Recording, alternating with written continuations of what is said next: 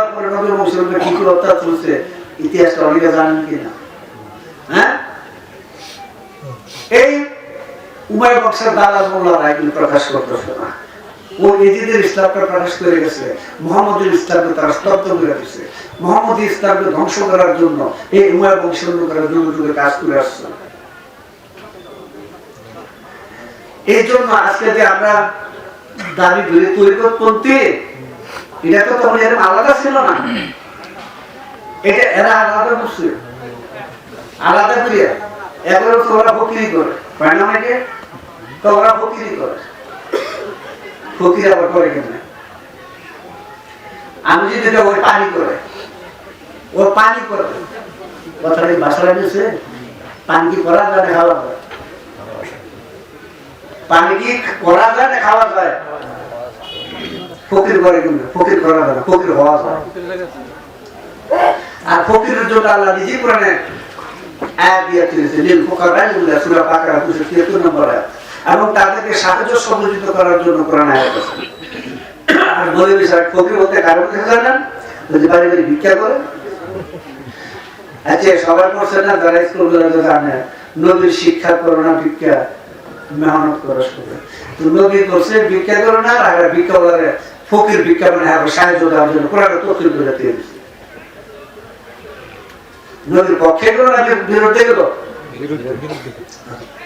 এমনি ভাবে এই ইসলামকে বিকৃতি করতে করতে করতে করতে এই ওলি আল্লাহর মাইকে এমনকি প্রতি ওলি আল্লাহর মাথা পর্যন্ত খাচ্ছে। তারা দেশ দেশান্তরে ঘুরে ঘুরে ইসলাম প্রচার করতো। তার মূল ক্ষেত্রটা ছিল ইরাক, তুর্কমেনিস্তান, আফগানিস্তান, এই এলাকায় ছিল ওলি আল্লাহদের বিচরণ ক্ষেত্র। এই জন্য আমাদের তালিমে যে ভাষাগুলি দেখবেন যে ওইখানে ফার্সি ভাষা সব আছে না? ফার্সি ভাষা দেখে না? যেমন মনে করেন একটা কথা দেখে, মানে আত্মারে খেয়াল ধরবে না, হ্যাঁ আত্মার খেয়াল কি জাহাজ টাকা কাহাও করতি না, বুঝলেন না? পাঁচটা বাংলা ভাষা, বাংলা ভাষা কাজে এরকম সবকিছু বাংলা আসে না, আসে ফার্সিতে। ফার্সিতে আসার কারণ আছে, কিছু রহস্যময় কারণ তারা প্রকাশ করছে। কেন? কারণ যদি তারা কোথাও বসতেন, আলোচনা করতেন, তখন উমাইয়া বংশের লোকেরা অন্য লোকের খবর পেলে তাদের কিনা হত্যা করত।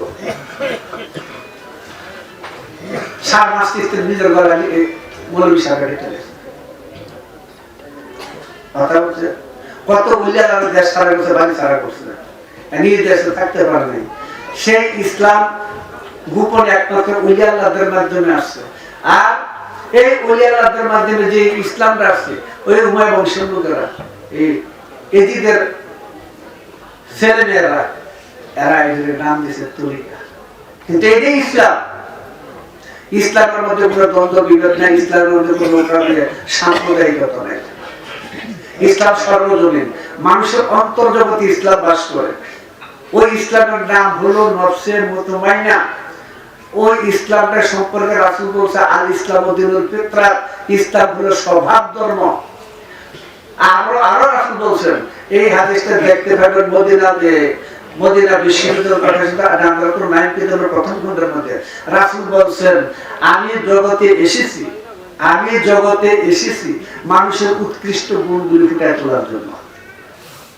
উৎকৃষ্ট গুণ তো আপনারা নিশ্চয়ই জানেন, সংখ্যানাশ মুক্ত স্বভাব, শয়তান মুক্ত স্বভাব, নারদ মুক্ত স্বভাব, ইবেল মুক্ত স্বভাব, অসুর মুক্ত স্বভাব, পশুত্ব মুক্ত স্বভাবকে ইসলাম বলে। এখন নামাজ পূজা করতে করতে করতে করতে কত বিশাল বিশাল ইসলাম কত রকমের মসজিদ বানায় সারতেছে, আমাদের সভা পরিবর্তন হয়েছে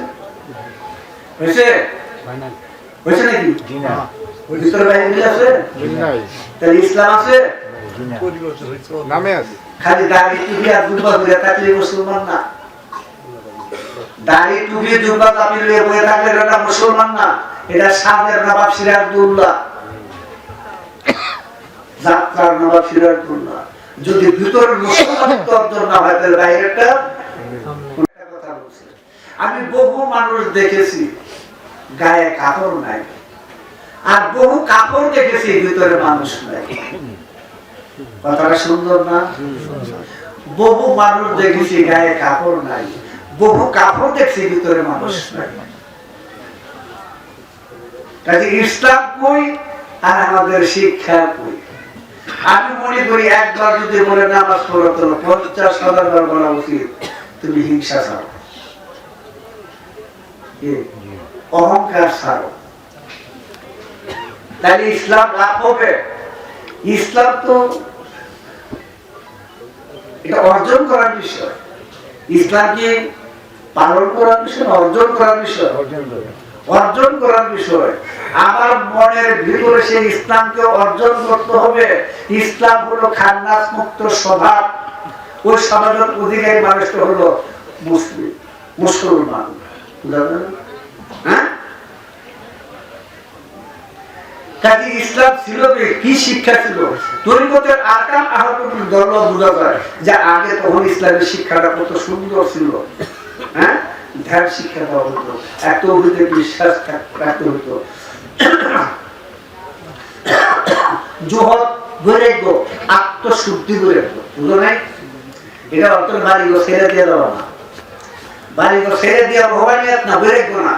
রাখলে সত্য সুন্দরতা একটা হলো বৈরাগ্য, অর্থাৎ মোহমুক্ত অবস্থায় বাস করা, উদাসীন, এই জগতের সম্পর্কে উদাসীন থাকা, এই জগতের মধ্যে থাকলে জগতের উপরে বাস করা।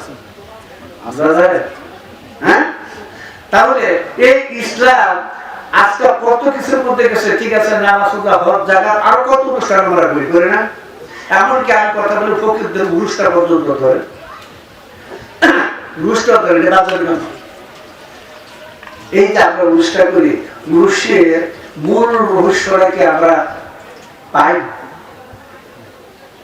পাই উরুস যে করা হইতেছে, পুরুষের ফায়দা রাখি, পুরুষ থেকে আমাদের লাভ হবে কি? কেমনে বুঝবো লাভ হলে তো হলো না? না খালি কিছুদের দেখাও নেই। হ্যাঁ, একটা মানুষ যদি উরুষ প্রাপ্ত না হয় সে মুক্তি পাবে না। উরুষ প্রাপ্ত হইতো অর্থাৎ আল্লাহ বান্দার মহামিলন। আর কবর পূজা কাকে বলে? ধরেন এখানে জিন্দাসা আছে না, কাউসার সৃষ্টি বা দেওয়ানি সিস্টেম আছে, আচ্ছা এনাদের মাধ্যমে আমরা গেলাম, যাওয়ার পরে যদি কেউ মনে করে আল্লাহ ওই মৃত, এটা তার দিলের আকীদা বিশ্বাস থাকে, তাহলে তার হবে কবর পূজা।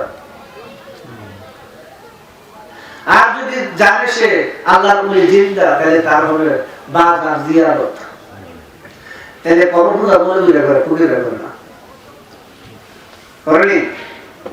হ্যাঁ, কবর পূজা এরা করে, যে কোনো মাথায় গেলে এরা দিলে গুরুত্ব করে, জিয়ারত করে না।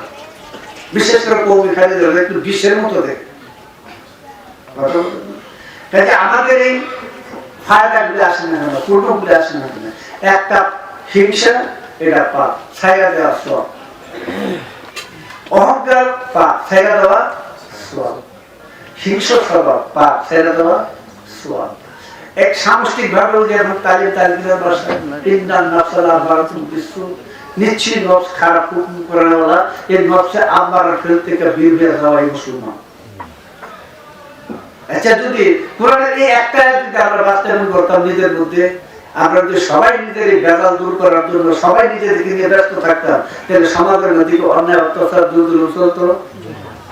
হ্যাঁ, তাহলে ইসলামের শিক্ষাটা কত সুন্দর ছিল, বুঝলেন নাই? ইসলামের শিক্ষাটা কত সুন্দর, কিন্তু সেটা আমাদের আছে? হ্যাঁ, চিন্তা করলাম 10 টাকা একটা টুপি পুরান বিষয় মাথায় দিয়ে শুক্র হয়ে গেল, আমাদের খেলাম মনে মনে এমন একটা বাদ দিলাম উদ্ধার করে ফিরে যাও। হ্যাঁ, আর তুমি তো নাম নামাজ করবি, এটা একটা ভাব। আবার আর যদি না করে কত রকমের খেলা নিয়ে ধর্ম দিতে থাকে, তাই না? দেখো, তুর্কপন্থীদের অবস্থান আর সাধারণ সমাজের ব্যবধানের অবস্থান আসমান জন্য পার্থক্য। তুমি নামাজ শেষ করে কি আছে, তুমি নামাজ জানো না, মোল্লাও জানে না, ও বেতনভুক্ত, টাকা কম ফলে আটকা যাবো যাবো না, ও নামাজ বুঝে না, যে দেখেছে এটা নামাজ বুঝে না। ভালো হচ্ছে ল্যাংরা কান্দে কানায় উঠছে, যাই বাবু নিচেটা হাঁটতে না উপরটা চোখে দেয় যাওয়ার রাস্তা আছে মসজিদ সেই অবস্থা তৈরি করছে। এখানে ইমাম থাকতে হবে একজন দ্বীনে মুহাম্মদের উম্মত, দ্বীনে মুহাম্মদের অধিকারী একজন লোক থাকতে হবে। সে মাদ্রাসায় গুলো তার দায়ী করুক, অর্থাৎ তার একজন পীরের কাছে বায়াত গ্রহণ করা থাকতে হবে। যে মসজিদের মোল্লা আর মুসল্লি ব্যবধান ওটাকে জেলার মসজিদ বলে, সূরা তওবার মধ্যে আছে। ওদের পিছনে নামাজ পড়া আর জাহান্নামের দরজা খুলে রাখা সমান। এটা আমার কথা না, শুনে আলেমরাও লেখা রাখছে এই বিষয়ে বিস্তারিত বুঝেছে। ইসলাম পাবে কোথায় পাবে? সংসার কোনোদিন মৌলবি করেছে কেউ কিন্তু সুদ খায় না, ঘুষ খায় না, বুঝছে হিংসা হত্যা করে নামাজ হবে না, বলছে বলে না। কি হবে? কারণ ইসলামটা আমার পোশাকেও নাই, আমার দেহের মধ্যেও নাই। ইসলামটা সরাসরি মনের ভিতরে, দিলের ভিতরে, নাকি বলে আপনারা বুঝছেন? কাজে ব্যয় কুসুম দিয়ে কেউ তো না। কত আল্লাহর ওলি হয়েছে গায়ে কাপড় ওঠে, বুঝছেন? এখন এবার গেছিল বই অন্য রকম না। যদি আজকে এই শিক্ষাগুলি সমাজে দেওয়া হতো, মসজিদও দিত, বাহিরেও দিত, তাহলে আমাদের মধ্যে কিছু বিপ্লব ঘটতো, চিন্তা থাকতো যে এই বলে আমাদের বঞ্চিত হবে না। অন্তত 10 জনের মধ্যে 5 জন হলেও কিছু স্বীকার করতো, নাকি?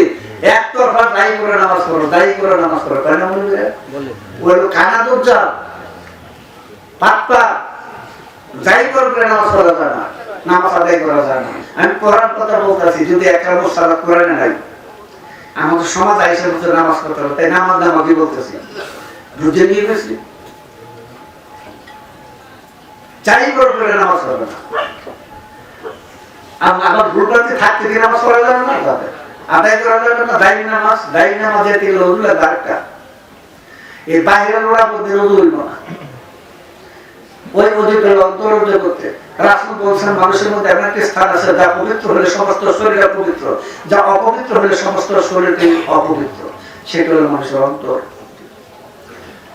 ওই দায়ী নামাজের রোজু ওই জায়গায়, দায়ী নামাজের কাবা হলো মসজিদ, আর ওয়াক্ত নামাজের কাবা ওই সৌদি আরব আছে না, ওটা মা তার কাবা, আমার দিলের কাবা না, আমার দিলের কাবা আমার মসজিদ, হাকিকি কাবা।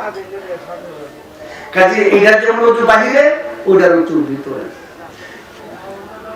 ধরেন ভিতরে রোজু হয় নাই, বাহিরে রোজুটাই হয়ে গেছে, কে নামাজটা আদায় হবে, সওয়াব বিন্দু মাত্র আসবে না। সওয়াব যদি আসতে হয় তাহলে ভিতরে পরিষ্কার করতে হবে। এই জন্য নামাজ করে সওয়াব পায় না, রোজা করে সওয়াব পায় না, হজ যাকাত করে সওয়াব পায় না, বুঝছেন না? এমন এক হাজির লাগে আমি ঘুরে গেছি, 7-8 লাখ টাকা দিয়ে দিয়েছে, হজ করার আগে বলেছে যে হজ করছে এই মেরে ওই ওখানে না শয়তানটা ঢিলে এসে, হ্যাঁ ওখানে ঢিলে দিছে, নিজের মধ্যে শয়তান আছে ওখানে ঢিলা দেয় নাই। কাজে এই শয়তান খাইয়ে দেয় ভুক্ত হয়ে শেষে আর মুনাফিক বানাইছে, সিটার প্ল্যাটফর্ম বানাইছে দিয়েছে। কারণটা কি? হজের শিক্ষা নেই, নামাজের শিক্ষা সমাজে নাই, হজ জায়গাতের শিক্ষা নেই, কালিমার শিক্ষা সমাজে নাই। তাই এই দশ মাদ্রাসাকে একটা দিলে বর্তমানে বলতে বলতে পাগলের কিনারায় বসে, বাথরুমের কিনারায় বসে মাদ্রাসা, এত মাদ্রাসা হইতেছে না। কিন্তু জঙ্গিবাদ তৈরি হয় কেন, মৌলবাদ তৈরি হয় কেন? ব্যাপারটা কি? এটা কি ইসলামের শিক্ষা? এসব কিছু মানুষ মারা, জঙ্গিদের সাহায্যে করে যৌন রাশি হয়ে দিকে 273 জন মেয়ের বলা আলকাতা, কেমন ধর্ম শিক্ষা? এর জন্য আমাদের যদি মুক্তির দরজায় যাইতে হয়, মুক্তি পাইতে হয়, আমি ওই নামাজ হজ জাকাত বলতেছি না, কারণ নামাজ হজ জাকাতের মূল রহস্য একটাই, আত্মশুদ্ধি সাধনা। ফলে ইয়াজুল্লাহমান আতাল্লাহ বিকালবিন সলিম সূরা শুআরা 89 নম্বর আয়াতের মধ্যে বলা হয়েছে পবিত্র অন্তর নিয়ে যে আল্লাহ দরবারে যাবে সে মুক্তি পাবে। এটা আমাদের কতটুকু আছে? পবিত্র অন্তরটা সওয়াব, অপবিত্র অন্তরটা পাপ। এখন নিজের প্রতি হিসাব করা যায় আমাদের কত পাপ আছে, কত পুণ্য আছে, আছে না? হিসাব করা যায় না? যদি এরকম প্রত্যেকের হিসাবটা প্রতিদিনে ব্যস্ত থাকতাম, তাহলে আমার চিন্তায় আমি মগ্ন থাকতাম না? যার যার চিন্তা সে মগ্ন থাকতো। যদি এই অবস্থাটা আমাদের মধ্যে কার্যকরিত হইতো, কোন সমস্যা সমাজে থাকতো? হ্যাঁ, ওই যে একটা হাম করা অবস্থা হয়ে গেছে, আমি নামাজ পড়ছি, আমি রোজা করছি, আমি যাকাত দিচ্ছি, আমি হজ করেছি। হ্যাঁ, এই অহং করা কাজটাই মানুষকে ধ্বংস করে দিচ্ছে। নামাজ হজের তো সমস্যা না, সমস্যা এক হলো শিক্ষা, আর এক হলো আমিও সেটা বুঝি নাই। আর বুঝ নেওয়ালা লোকের কাছে আমি চাইও নাই, বরং ওই লোকদেরকে আমি অস্বীকার করছি। এই ভালো ছোট্ট নিয়ে গেছিলাম ওনার কাছে, বাকিটা কোথায় কাটায় ঘানা করে দিচ্ছে।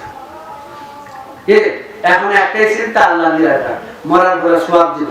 এখন কাজ করো, এখন ইবাদত করো, হাসরের দিন আল্লাহ সওয়াব দিব।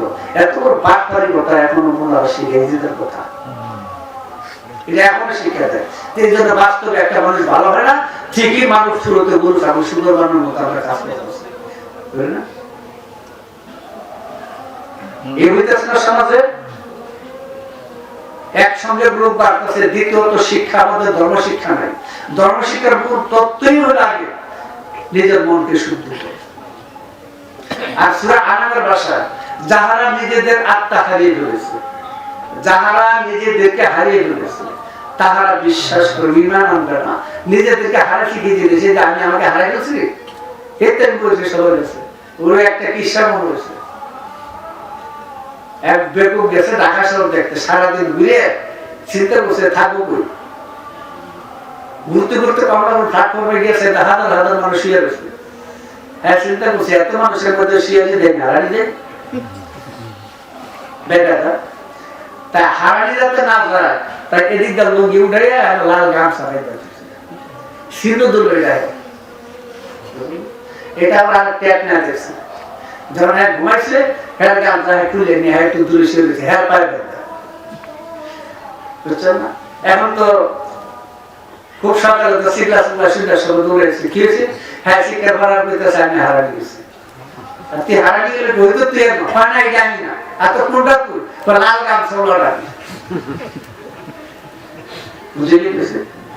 এখন ফাঁকে তো হ্যাঁ তো এবার ট্যাপ না মানুষ, হ্যাঁ কাপড় রাখছে, ফাঁকাটা দেখে দৌড়ে গিয়ে ধরছে, ধরে এই ট্যাপ পাইছে, টান দেয় ও হ্যাঁ দিচ্ছে ধমক, হ্যাঁ আমার টান দিচ্ছে, হ্যাঁ গেছে ব্যাগ করলে কি করি, এটা আমার ধমক দেয়। এখন আছে তুমি যদি আমি হই তাহলে আমি কেন?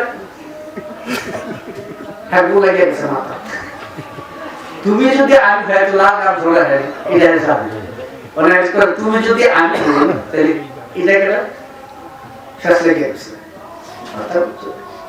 এখন কিন্তু নিজেকে হারাইয়া নিজেই কিন্তু খুঁজে বেড়াইতেছে। এই যে আমাকে হারাই ফেলছে, বলা হয়েছে যারা নিজেদের আত্মা হারিয়ে ফেলছে, ওই আত্মাটা কি ছিল? দেহটা, ওই আত্মাটা কি ছিল যেটা হারাইছে? ওইটা রুহে ইনসানি ছিল। রুহে ইনসানি ছিল। রুহে ইনসানি হারাই আমি কোন আত্মায় বাস করি? রুহে হায়ানি বাস করি না? রুহে হায়ানির তাফসীর না, নাকের মুখে চোখে অন্যায় অত্যাচার দূর দূর যত আছে সব করতেছে, এটা কি মানুষের আত্মা না পশু আত্মা? নিজেকে হারাই ফেলছে। এই হারানো আমিকে উদ্ধার করে না বলে ইসলাম। যদি সেই হারানো আমিকে উদ্ধার করতে হয়, তাহলে এই পশু আত্মার স্বভাব, পশুত্বের স্বভাব, অসুরত্বের স্বভাব দুর্গার দ্বারা ধ্বংস করতে হবে। দুর্গা যিনি জীবের দুর্গতি নাশ করেন, অর্থাৎ 10 ইন্দ্র 10 শক্তি আষাঢ়ে মুবাশশারার অধিকারী যিনি। এটা ওই যে আবু বকর ওসমান তালহা গোলার এলিনা, এটা বোঝানি আষাঢ়ে মুবাশশার মানুষের বুদ্ধি। সে আষাঢ়ে মুবাশশার সূরা ফজরের 2 নম্বর আয়াতে এই আষাঢ়ে মুবাশশারা দ্বারা সেটা উদ্ধার করে দিতে হবে। অর্থাৎ এই অসুরত্ব দূর করতে, পশুত্ব দূর করতে হবে। তারপরে আমরা সত্যিকারের মুসলমান বলে দাবি করতে পারবো। সেই মুসলমানের স্তর অনুসারে কাপের তো বাড়তি হতো। তারপরে কিন্তু 5 শক্তির মধ্যে একটা আছে কুকুর, জানেন তো? এই মুসলিম আমার মুত্তাকি মুমিন, এই 5 স্তর, একের 5টা স্তর, এক মুসলিমেরই 5টা স্তর, নাম 5টা, কিন্তু বিষয়বস্তু একটা। কেদের একটা গান শুনছিলাম, মুসলমান হইলে আল্লাহ পাবে, আর মুমিন হইলে জানি কি বেহেশতে যাবে না। হাসান মনে গেছে, আমরা কিন্তু বুঝাই দিতে জিনিসটা যে মুমিন হইলে বেহেশতে যাবে আর মুসলমান হইলে আল্লাহ পাবে। এটা কোথা থেকে কেমনে কোন যুক্তিতে তালিমে ওকাতে দেখো কিভাবে দেখো না মিলে গেলে বুঝি না। ওনার সাথে তো বেশ আলোচনা হচ্ছে, তখন এই গানটা দেখি নাই। আসসালাতু মেরাজুল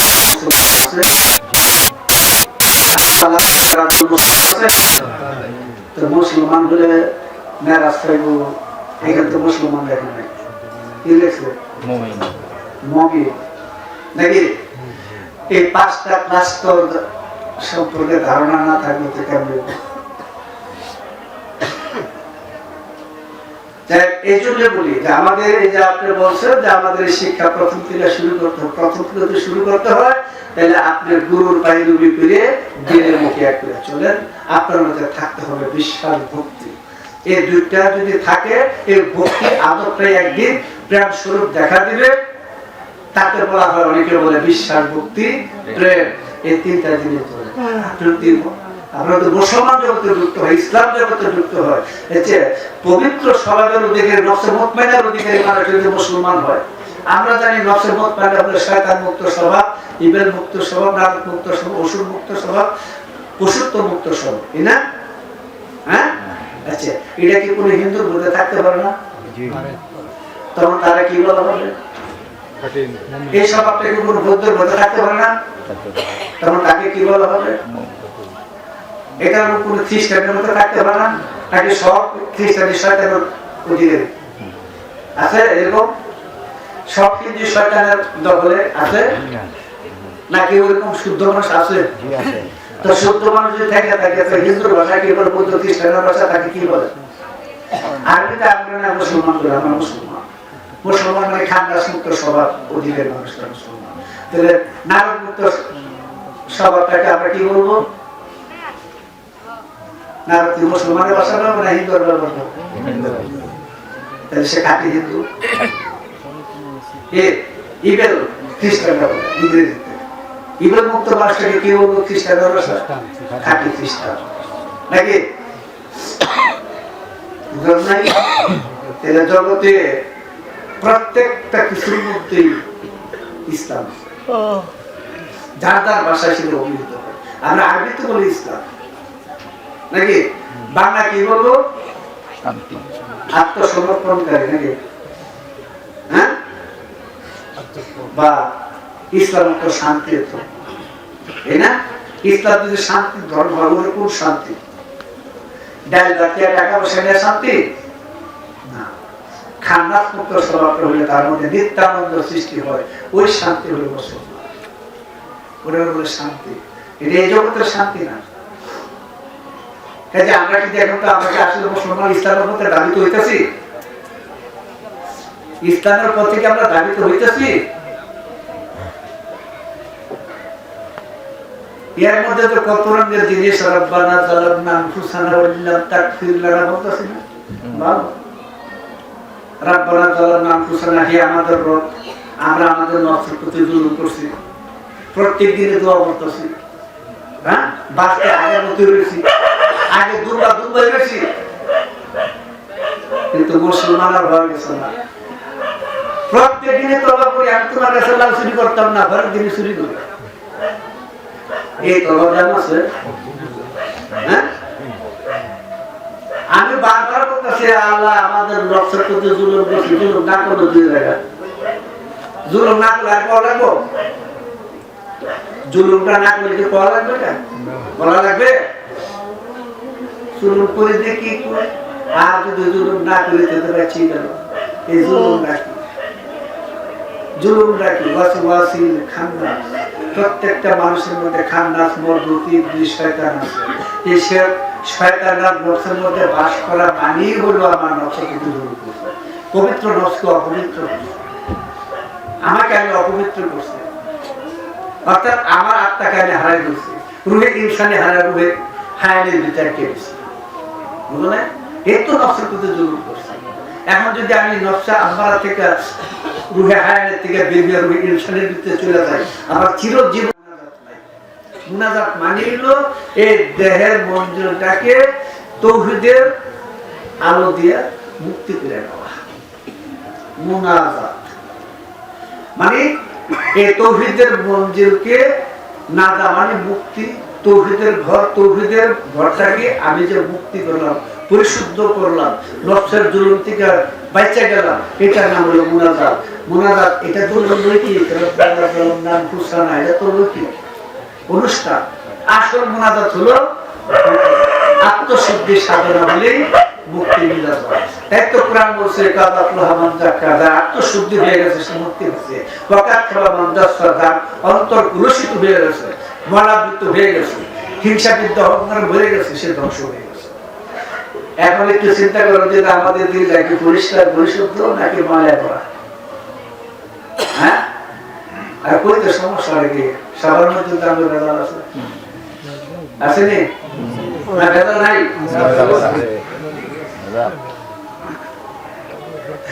রাব্বানা জালামনা কি লাভ করবে? রাব্বানা জালামনা আনফুসানা বলে লাভ হবে কি? তার চেয়ে ভালো ভিতরের জুলুমটা বাদ দেই, শয়তানি স্বভাবটা বাদ দেই, নাকি পশুত্ব আচরণটা বাদ দেই, তাহলে মুনাজাত হবে না? হবে। এখন যে আমরা বিশাল 10 খানি 20 খানি খেত দিয়ে মুনাজাত করি, রাসূল দেন করেন একে আনাস ইয়া রাসূলুল্লাহ, আমি যাও আল্লাহ তোমাকে তোমার মাকে জান্নাতে করুক, দোয়া রাখবে তুমি, বুঝছেন না? রাসূল কাল রাসূল বলছে, রাসূল যা বলে তাই। কিন্তু এত লম্বা লম্বা দোয়া, ওয়াজ ও দোয়ার মাহফিল আছে না, ওয়াজ ও দোয়ার মাহফিল। আচ্ছা আমরা কয়জন সংশোধন হয়েছি? একজন। কয়জন দোয়া পাইছি? পাওয়া গেছে? হ্যাঁ, ধরা দিবে, আপনি নিজের মধ্যে বিষয়টা ভাগ করে দিবেন। আপনার মধ্যে পাপ পূর্ণ কিরকম আছে, আপনি কি ইসলামের ভিত্তি আছেন না ইসলামের ভিতরে থাকার জন্য চেষ্টা করতেছেন, সব কিছু আপনার মধ্যে আয়নার মধ্যে পরিষ্কার হয়ে যাবে। আপনার হিসাব নিকাশ আপনি নিতে পারবেন। আপনি সব কি পাপ সব আপনি বাস্তবে বর্তমানে বুঝে যেতে পারবেন। অনুমান কল্পনার মধ্যে কোনদিন যায় না, এটা একটা ভূতের ভাষা। যা বুঝি নাই, যা দেখি না, যা চিনি নেই, তা আমার করার প্রয়োজন নাই। কারণ কোরআনে কিন্তু এই সম্পর্কে সুন্দর বলে দিয়েছে, অনুমান সত্যের মোকাবেলায় কোনো কাজে আসবে না। অনুমান সত্যের মোকাবেলায় কোনো কাজে আসবে না। কাজে যা বুঝুন নাই, যা চিনেন নাই, যা দেখেন তা করবেন না। আপনি আপনার মুর্শিদের কাছে নিয়ে বসেন, তিনি বাস্তবে বুঝাই দিবে, পাঠ পাঠ করে বুঝাই দিবে, আপনি সেভাবে নিজের জীবনকে ঘুরে নেবেন। আপনি ইসলামের ভিতরে দাখিল হয়ে, আমি আরবিতে বলতেছি ইসলাম, আমি যদি আত্মসমর্পণকারীর মধ্যে কথাটা ভালো দেখা যায়, যুদ্ধ বাংলা বলতেছে তো ভালো হয় না, কিছু কিছু বাংলা আছে বাংলা করা যায় কিন্তু পরিষ্কার হয় না। যেমন ফুটবল, এটা বাংলা কি? ফুটবলের বাংলা কি সুন্দর হয়? এটা বাংলা অর্থ বলে সুন্দর হইব চর্মগোলক। হ্যাঁ, ফুট অর্থ কি? বল অর্থ কি? এতে ভালো লাগে গুণা নাকি? তোর গুণাকার পাও, গুণাকার পাও হইব। কাজে অনেক অর্থ কিন্তু সুন্দর করা যায় না। কাজে ইসলাম ইসলামী বললাম, মুসলমান মুসলমানই বললাম, বাংলাটা অনেকেই বুঝে, ভালো করেই বুঝে, ঠিক না? কাজে যে জিনিসটা আমাদের করা উচিত সেটা হলো আপনি তাড়াতাড়ি একজন মুর্শিদের অনুসরণ করুন। যারা আছেন তারা গুরু দাউনকে মন দিয়ে নিষ্ঠার সাথে একাগ্র চিত্তে ভাবে ধরে রাখেন, আদব ভক্তি বিশ্বাস দিয়ে আপনার জনটা মুক্তি পেয়ে যাবে। মুর্শিদ যেভাবে এই রাস্তাটা আগাইতে হবে সেইভাবে আগাইলে আপনার মানব জনক উদ্ধার হয়ে যাবে। কথা বলছেন? অন্য নবীরা কিন্তু ইয়াকুব নবী এরাও কিন্তু তাদের সন্তানকে ইসলামে দাখিল হওয়ার জন্য নির্দেশ দিয়ে দিয়েছিল। তাহলে ইব্রাহিম নবী বা ইয়াকুব নবী গোলাম কি ছেলেরা কি মুসলমান ছিল না? কাফের ছিল। ইতিহাসে তো কাফের বলে না, কাফের বলে নূহ নবীর ছেলে কেনান। বুঝলেন? তো বাবার ঘরে জন্ম দিয়ে মুসলমান হওয়া যায়, তো নূহ নবীর ঘরে জন্ম নিয়ে ছেলে কাফের লোকের না, এত মুসলমানই হওয়ার কথা। বুঝলেন নাই? নূহ নবীর ছেলে মুসলমান কাফের হলো কি কেনা? তাহলে বুঝা গেছে বাবার ঘরে জন্ম নিয়ে মুসলমান হওয়া যায় না, মুসলমান আনুগত্য স্বীকার করে হইতে পারে। তাই রাস্তাটা সুন্দর দেখে এত বড় বড় বস্তার বস্তায় আমাদের বস্তার বস্তায় ঘুরানি তুরানি ইসলামের মধ্যে এত কিছু না। রাসূল স্থান কাল পাত্র বেঁধে কথা বলতেন, কালে মুনাসারা কাছে যার যেরকম অবস্থা জ্ঞান সেই পরিমাণ তুমি তার সাথে কথা বলো, এই সাবজেক্টে এরকম ছিল। এখন আমাদের যে কত কত আমল, এই আজকে কালটা দিন একটা ছোট্ট বলতে এটার মধ্যে এক ছোট্ট একটা আমল আজকে পেপার দিচ্ছে, ছোট্ট একটা আমল নাকি আছে এখন তো আবার এক্সটেন্ডার চলছে। ইয়া ইলাহি মারফাতুল মাশিকুল মাদিকুল আশহাদুল্লাহি আলী আলাইহি বরকতে সাদর কাতুনা চার কাতুনা আলাইহি সাল্লাম। ইয়া ইলাহি বরকতে সাদর হযরত ইমাম হাসান বরকতে সাদর হযরত ইমাম হোসেন আলাইহি রাসূলুল্লাহ। ইয়া ইলাহি বরকতে শাকিল মুশাক হযরত হাসান বসরান সাল্লাল্লাহু। ইয়া ইলাহি হরমতে শাকিল মুশাক হযরত শাকিল মুশাক বরকতে শাকিল হযরত কাজী ওসমান হারুনি রাদিয়াল্লাহু আনহু। ইয়া ইলাহি হরমতে শাকিল মুশাক মুহাম্মদ মুসলিহ নিকুতুব রব্বানি আব্দুল কাদের জিলানী আল্লাহ তাআলা বারকাত খান। ইয়া ইলাহি হরমতে শাকিল মুশাক মুহাম্মদ হযরত কাজী গরম নওয়াজ মানব হোসেন মানবুদ্দিন চিশতি হযরত সুবহান আল্লাহ। ইয়া ইলাহি হরমতে শাকিল মুশাক মাহবুব ইলাহি হযরত কাজী নিজামউদ্দিন ফুলি রাদিয়াল্লাহু আনহু। ইয়া ইলাহি হরমতে শাকিল মুশাক হযরত কাজী সাফরুল্লাহ চিশতি রাদিয়াল্লাহু আনহু। ইয়া ইলাহি হরমতে শাকিল মুশাক হযরত কাজী রতন শাহ চিশতি হরমতে শাকিল মুশাক হযরত কাজী আব্দুল কাদের শাহ চিশতি রাদিয়াল্লাহু আনহু। ইয়া ইলাহি হরমতে শাকিল শামসুল আরফিন দাসুল্লাহ চিশতি নিজামউদ্দিন রাদিয়াল্লাহু আনহু। ইয়া ইলাহি হরমতে শাকিল মুশাক হযরত কাজী শামসুল কাশফুল কাদের রাদিয়াল্লাহু আনহু। ইয়া ইলাহি হরমতে শাকিল মুশাক হযরত কাজী ফজলুল হক কাদের রাদিয়াল্লাহু আনহু। ইয়া রাব্বুল আলামিন তোমার পবিত্র কালাম রাসূল পাক দরুদ ও সালাম আল্লাহ রাসূল তোমার দরবারে হাজির স্বরূপ পেশ করুন, কবুল মঞ্জুর করুন। হে রাব্বুল আলামিন আজকের এই আয়োজনকে মাহফিলকে তুমি কবুল মঞ্জুর করুন। যারা যাকে আয়োজন করছে সবাইকে তুমি দান কবুল মঞ্জুর করুন, সবাইকে তোমার দরবারে পেশ করুন, কবুল মঞ্জুর করুন। হে রাব্বুল আলামিন এই বাংলাদেশের ভিতরে যত পীর মাশায়েখ আছে হে রাব্বুল আলামিন সবার ভক্ত মুরিদ মাশায়েখান যারা সবাইকে তুমি কবুল মঞ্জুর করুন এবং সবার মত তোমার রহমান রহিম তারা প্রত্যেক অন্তরকে আলোকিত করে প্রত্যেকের মা বাবা ভাই বোন আত্মীয় স্বজন যারা চলে গেছে হে রাব্বুল আলামিন তুমি তাদেরকে জান্নাতি জীবন দান করো। আর যারা দুনিয়াতে রয়ে গেছে হে রাব্বুল আলামিন তুমি তাদেরকে তোমার দিনের উপর প্রতিষ্ঠিত রাখো। হে রাব্বুল আলামিন প্রত্যেকটা মানুষের উপর শারীরিক মানসিক আত্মীয় সচ্ছলতা দান করে তোমার খাস বান্দা হিসেবে কবুল মঞ্জুর করো। Allah ta'ala nabi wa hu anna wa ta'ala wa rahmana ta'ala fansuna lal qawmi kabir ya hatta lana abul ilmi wal marfatu sadatul kirsalam Allahu maghfir lana mayyit tuhai sajarat jawalatis bahwa la ilaha illallah Muhammadur rasulullah.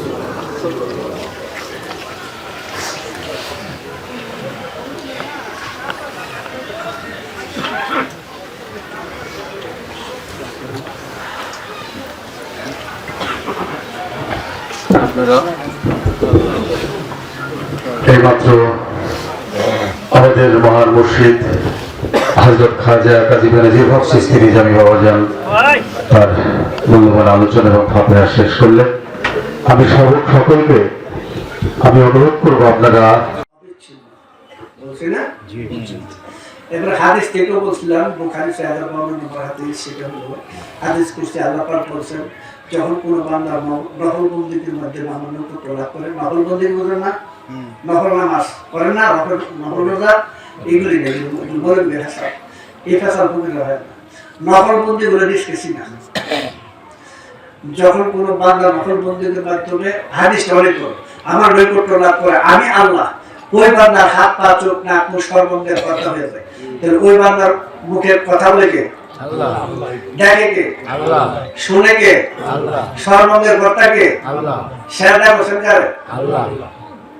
সেরদা বলেন কারে? আল্লাহ। বুঝে কি কইছে? এটা কইছে ওই যে মুলার সেরদা কইছে কয় আশকানা না বড় গাছে কোন গাছে আল্লাহ থাকে, পুরো বুকে সব এরা বিরাট তো আসলে জীবন একবার ব্যবহার করবে, আমি এ পর্যন্ত কোথাও পাইনি। তবে অদৃশ্য ব্যবহার করছে, যাকে বলে বেলগে কথা বলছেন। কাজে আমি আগে বলছিলাম যে আল্লাহ নিজ রূপ দর্শন করতে যাইয়া নিজেই মানব রূপে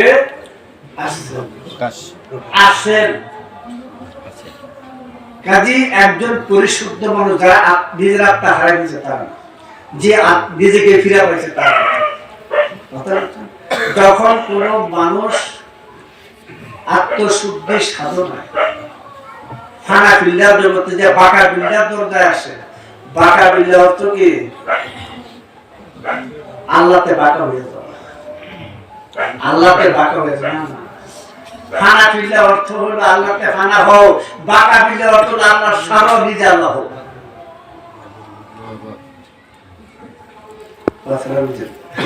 কেউ কি বুঝেন এটা আপনারা বুঝেন। ওই মানুষের সামনে যখন আমরা সেজদা দিবে, ওই সেজদাই আল্লাহ পাবে, আর নিরাকারের সেজদা হারাবে। এই সেজদা শয়তানে দিছে, লক্ষ লক্ষ বছর সেজদা শয়তানে দিছে। আর ফেরেশতারা শুদ্ধ স্বভাবের মানুষ দ্বারা তারা গুরুকে দিছে, আদমকে দিছে। আদম কখন হয়? নফসের মুতমাইন্নাতুন, নফসের রহমানের মধ্যে, নফসের ওয়াহিদের মধ্যে বিলীন হয়ে যায়, পছন্দের প্রিয় বস্তু কুরবানি করে দিয়ে দেয়, উৎসর্গ করে দেয়, তখন সে হয় আদম, সে হয় মুর্শিদ, সে হয় পুরুষ, সে হয় সারাপন। সে সব ওই সুরতেই খোদার সেজদা হবে। কি বলছে বুঝছেন? যেমন খাজা গরিনাথ বলছেন, তার ভক্ত কুতুবুদ্দিন বক্তার কাছে বলছেন, তুমি কি আল্লাহকে দেখতেছো? তিনি বললেন, হ্যাঁ দেখতেছে। তাহলে আমার চেহারা দিকে থাকো, আমি তার আইন, আল্লাহ আমার থেকে আলাদা। আর মাওলানা শরাফুদ্দিন উরফে বুয়ালিশা কলন্দর বলছেন, বা সাক্ষী সাহিত্য দিতা পুস্তক খোদা, আমি আমার মুর্শিদের মধ্যে রাসূলকে দেখেছি না, স্বয়ং আল্লাহকে দেখেছি।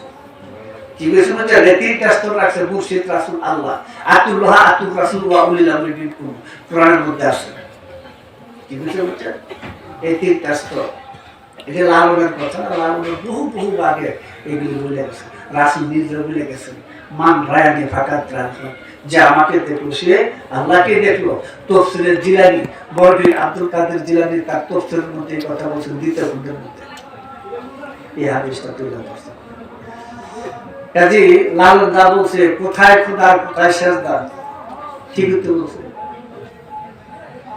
খোদা ছাড়া সেজদা হবে, মাটি মাটি যায় না, মাটিতে সেজদা হবে। খোদা জায়গা খোদাকে সেজদা করতে হবে। খোদায় কোথায় থাকে সেই শিক্ষা নেই গুরুরা দিতেছে। যারা দিতেছে তারা খোদাকে চিনে সেজদা করে। কথা বলছে আরবের তো মক্কা মেজাজি কাবা, ওটা খোদার ঘর না, খোদার ঘরের প্রতীক, তাসাবাহ, রূপক। আসল না মেজাজি, আসল হলো মানুষ। কথা বলছে কারেন্টের তার থাকলে ছোট বাচ্চা যারা একটু একটু হাঁটে, তারা এটা ধরবে না? কারেন্টের তার ধরবে না? আচ্ছা, দলে ধরলে কি খারাপ হবে না? হ্যাঁ, আচ্ছা, আপনি ধরবেন কি? কেন?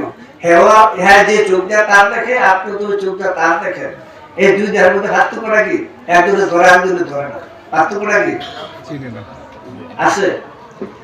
এই চোখটা তার দেখা যায়, আপনি এই চোখটা তার দেখছেন, কিন্তু এই দুই দেখা ঠিক আছে, কিন্তু আপনার মধ্যে আরেকটা চোখ আছে, ওটা জ্ঞানের চোখ, ওটার দিকে জেনে ফেলেছে, কারেন্ট থাকে, ও জানে না, আপনি জানেন নাকি?